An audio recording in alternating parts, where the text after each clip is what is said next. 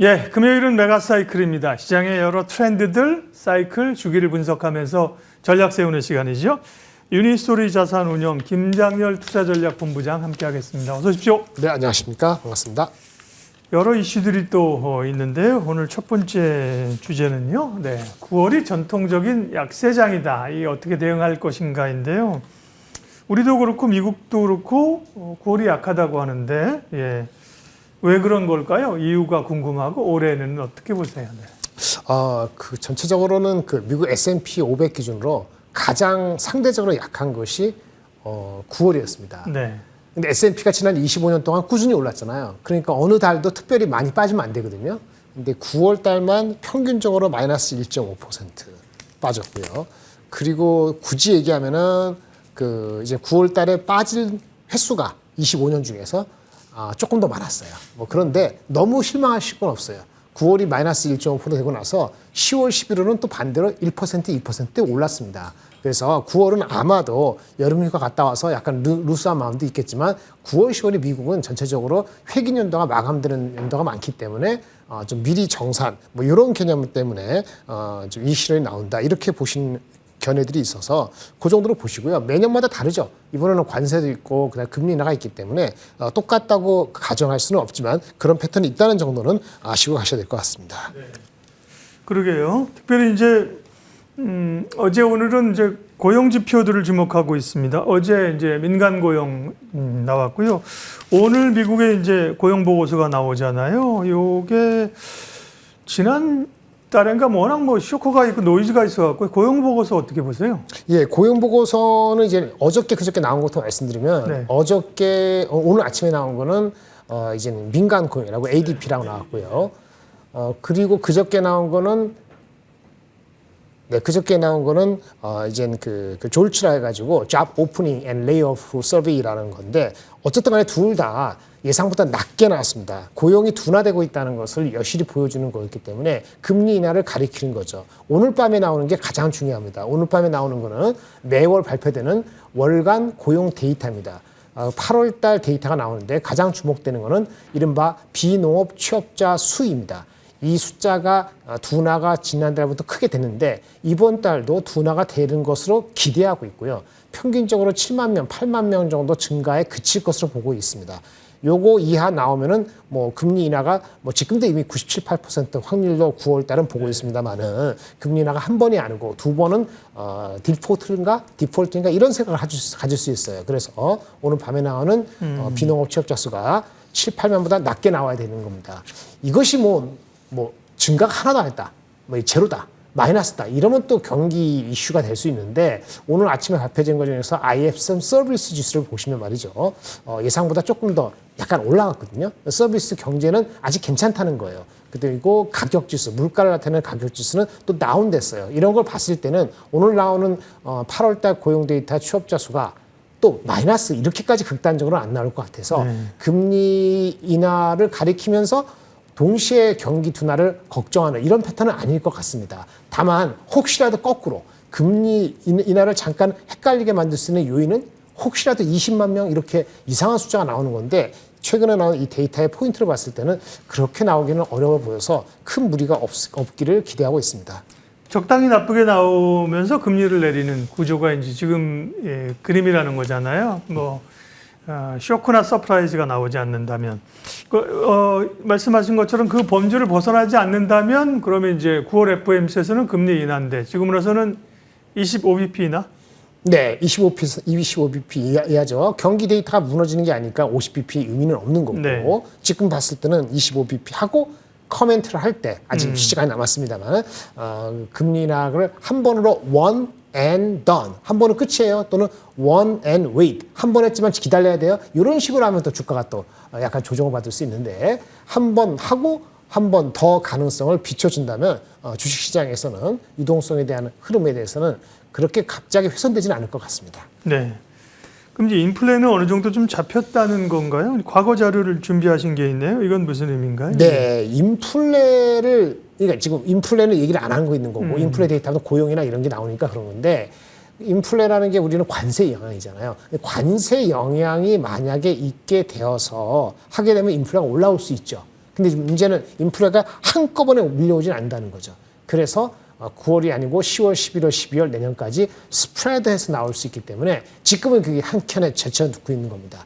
하지만 그것 때문에 금리 인하를 만약에 진짜 한 번 내지는 두 번 안 가고 빨리 금리 인하를 한 번 하고 지켜보다가 혹시라도 나중에 경기가 둔화되는 게 일어나면은 과거에도 금리 인하는 보통 90%, 80%는 금전적입니다만은 금리 인하가 경기를 후행적으로 확인되고 내린다 이렇게 되면은 상황이 달라지거든요. 그러니까 지금까지 시나리오는 아닙니다만 네. 혹시 경기가 둔화되는 게 후행적으로 확인되고 금리를 내리면 어떡하나 이게 이제 트럼프라든지 금리 인하론의 핵심이죠. 그래서 그런 거 데이터가 나빠지면 과거에 금리 인하가 후행적으로 됐을 경우에는 주가는 안 좋았다는 얘기입니다. 그래서 만약에 금리 인하가 후행적으로 되면 채권 금리를 빨리 내려야 되겠죠. 엄청나게 경기가 둔화되니까 그러면 채권이 더 주식보다 매력적으로 움직일 때가 있었다는 겁니다. 그것을 좀 주의하실 필요가 있다. 이렇게 말씀을 드리겠습니다. 네, 미국의 고용 그리고 FOMC 얘기했습니다. 오늘 밤에 이제 고용 지표를 이제 주목을 해야 되고요. 다음 주제 볼게요. 최근에 이제 미국의 기술주들이 또 좀 흔들렸던 게 결국 이제 AI 버블론 뭐 이런 거였잖아요. 이제 AI야말로 정말 메가 트렌드 빅 사이클 아니겠어요? 현주소 한번 점검하겠습니다. 최근에 기술주들이 좀 조정받았는데 그 원인이 AI 버블론 때문입니까? 아니면 중국 기업들의 위협 때문입니까? 일단은 버블론의 핵심은 걱정됐다는 건 두 가지죠. 첫 번째, 오픈 AI 샘 올트만이 한마디 했다는 거죠. 이 앵커님이나 제가 얘기한 게 아니고. 네. 그걸 신경 쓰이는 거고. 두 번째는 주가가 많이 올라갔다는 거예요. 버블론이 언제 나왔을까요? 작년 6월, 5월 달에 그때부터 나왔습니다. 네. 주가를 한번 흔들었죠. 그 당시는 주가 레벨이 그렇게 비싸지 않았어요. 지금은 주가가 올라갔다는 거고 두 번째 얘기 나온 거고 역시 유명한 사람이 얘기했기 때문에 한 거고요. 그래서 빌미가 될 수는 있는데 그 상태에서 샘 올트만 얘기 나오고 하루 이틀 한 주 지나고 나서 MIT 대학에서 설문조사를 했습니다. 그러니까 150명 정도 50개의 기업들한테 물어보니까 AI 어때요? 해보니까 당신네들 그 비즈니스 하는데 도용해보니까 어때요?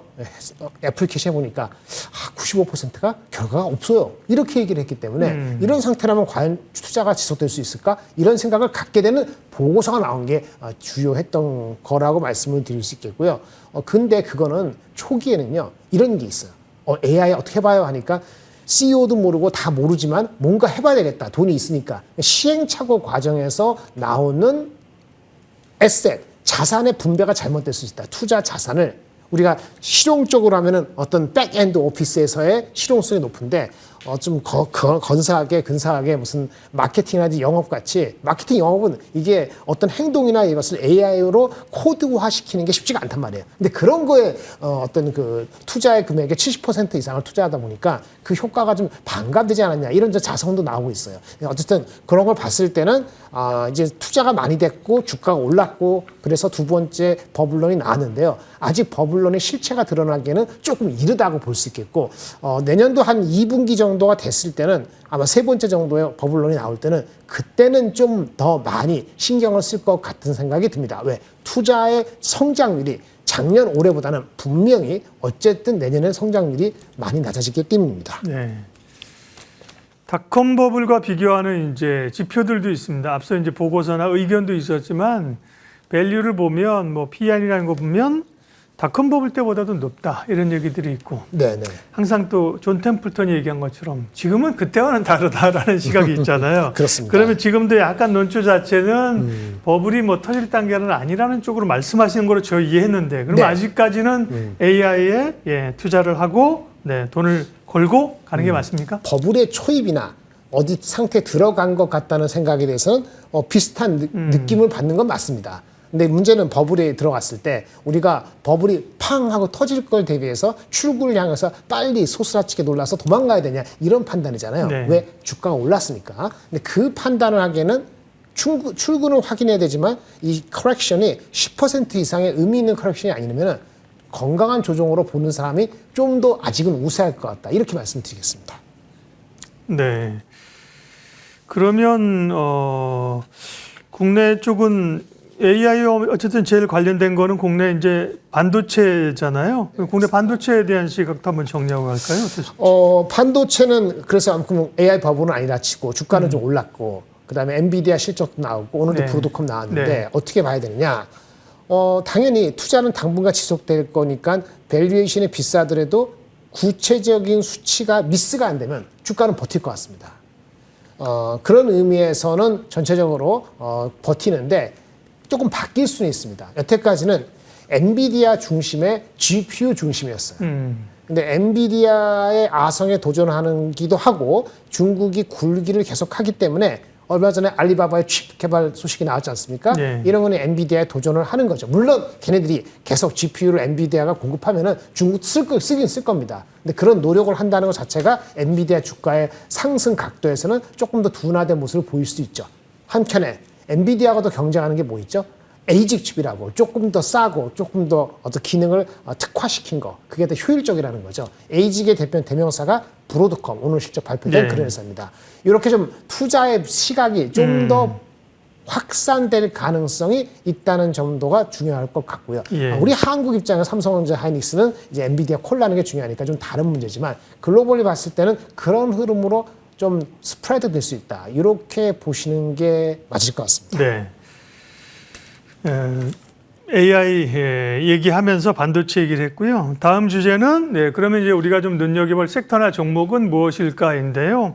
첫 번째가 사실 반도체가 들어있었는데 지금 이제 반도체 얘기는 앞서서 제가 이제 AI 얘기해서 질문을 드린 거고요. 화면 다시 한번 보여주시면서 정리하고 반도체는 어쨌든 간에 지금까지 뭐 삼성전자나 하이닉스나 여기만 매몰되는 게 아니라 조금 더 확산되는 영역으로 간다는 그런 거죠. 그렇죠. 예, 예. 그거는 사실은 뭐 제가 타 방송에서 네. 그렇고 여기서도 종종 말씀을 드린 네. 것 같은데요. 삼성과 하이닉스는 박스에 갇혀 있습니다. 언제까지? 엔비디아의 HBM4에 대한 확언이 나올 때까지 콜이 됐고 그런데 물량을 얼마 받았고 가격은 그전 제품보다 가격이 올라갔는지 얼마나 됐는지 네. 이런 이런 구체적인 게 나올 때까지는 박스입니다. 그것이 이제 8월 달부터 보인 거예요. 박스는 언제까지냐? 삼성전자 하이닉스하고 마이크론이 HBM4에 대한 CS, 이제 고객용으로 진짜 콜 들어가는 거. 그 전에 신문에서 막 설레발 친 거 말고요. 엔지니어링 말고 이것이 이번 달에 들어가게 됐습니다. 그 다음에 삼성전자는 아마 11월 정도에 들어갈 것 같아요. 그러면 그거에 대한 결과가 나올 거 아닙니까? 그리고 내년도 물량에 대한 확인이 그거 나오기 전까지는 실적입니다. 근데 삼성전자 실적은 분기 실적 9조 정도, 하이닉스도 한 10조 정도 가까이인데 거기서 크게 벗어나느냐 안 번에 따라서 주가는 박스. 삼성전자는 6만 5천 원에 네. 7만 5천 원, 하이닉스는 한 26만 원에서 30만 원 요 사이의 박스입니다. 그러면 예. 플러스를 먹을 수 있는 거는 실제 AI에 아까 엔비디아 얘기하고 뭐 GPU 얘기가 많이 얘기했죠. 거기 관련되는 거는 한국의 수많은 PCB 업체들 또는 그 다른 소부장 업체들이 있고요. 그런 데서 주가가 이미 시세를 보이고 있는 건데 오늘 같은 게 두산 올라가는 것이 대표적인 겁니다. 두산 에너빌티 때문에 올라가는 게 아니고 두산의 비즈니스 그룹이라고 우리 동박 적층 원재료 이게 이제 GPU 만들고 AG 만들 때 그 네. 원재료군요. 이런 회사들 이스페타시스 이런 회사들이 먼저 오르고 일부 소부장 중에서 HBM 콜을 할 때 테스트하는 테크윙 유닛 테스트가 유망하다고 말씀을 드리겠습니다. 반도체 말고 다른 섹터에 대한 의견이나 비중도 좀 정리해 주세요. 다른 섹터도 괜찮은데 보통은 우리가 그 조방원인데 조방원 중에서 조방원은 조금 쉴 것 같습니다. 주가가 빠진다는 게 쉴 것 같고요. 금리 인하가 되죠. 금리 인하가 되면 제약바이오가 지금 모멘텀에 한 2주 동안 올라갔는데 네. 그것이 이번 달 중에는 조금 더 유망하고요. 그 다음에는 많이 못 본 주식들이 올라갈 수 있습니다. 제약바이오 중에서도 뭐 ABA 바이오도 있고 뭐 올릭스도 있고 많이 올라갔습니다만 오늘 한번 소개시켜드릴 수는 퓨처캠 이런 종목도 유심히 볼만합니다. 네. 물론 어저께 많이 올랐기 때문에 오늘 이렇게 말씀드릴 수 없는데 전립선 암에 대한 인상이 진행되고 있는데 문제는 아직 네. 기술 라이선싱이 빨리 안 일어나고 있다 보니까 거기에 대한 좀 좀 이제는 그 안달 이런 게 있는 것 같아요. 근데 방향성은 이 비슷한 회사를 인수할 때 가격이 있기 때문에 기다림이 좀 필요할 뿐이지 방향성 좋다 말씀드리겠고요. 그 다음에 2차 전지 뭐 이런 거 다 좋은데 우리 철강이고 화학이고 뭐고 간에 중국의 구조 조정이 되면은 방향성이 좋아지는 게 있습니다. 근데 네. 화학은 우리도 구조 조정을 해야 되는 판인데 철강 쪽은 조금 다르거든요. 중국의 구조 조정으로 인해서 우리가 수혜를 받을 수 있는 종목이 철강주가 있습니다. 근데 포스코 홀딩스는 2차 전지가 있다 보니까 현대제철이 그런 관점에서 좀 더 주가적인 매력도나 아니면 모멘텀이 있지 않을까 이렇게 볼 수 있겠습니다. 네. 관심 가질 섹터하고요. 탑픽 종목까지. 종목은 제가 안 여쭤봤는데 미리 말씀하셨습니다. 철강주 가운데 현대제철 그리고 바이오 가운데 퓨처캠. 퓨처캠이 어제 이제 급등을 했었는데요. 예, 두 기업 미리 말씀하셨습니다. 제가 이래서 김장률 본부장을 좋아합니다. 미리 알아서 말씀해 주시니까. 네, 다음 주를 준비하면서 또 섹터 흐름들, 종목 이야기. 오늘 메가사이클 여기까지 하겠습니다. 유니스토리 자산운용 김장렬 본부장님 함께했습니다. 고맙습니다. 감사합니다.